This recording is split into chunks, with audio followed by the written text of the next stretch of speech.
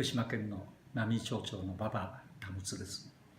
今般の台風災害、大変な被害を受けられまして、大変心が痛んでおります。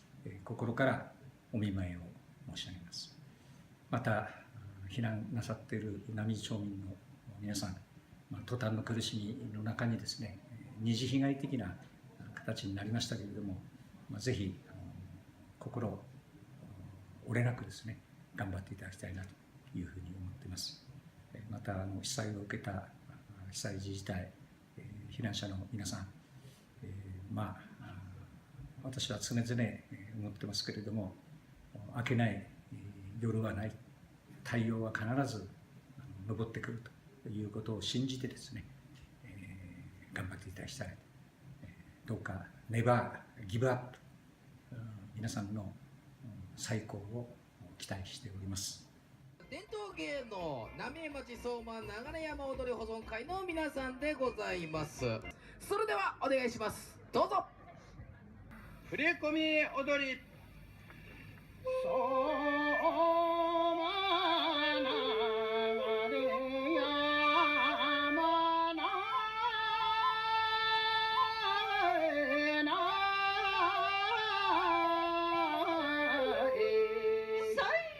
戸惑め踊り小手をかざして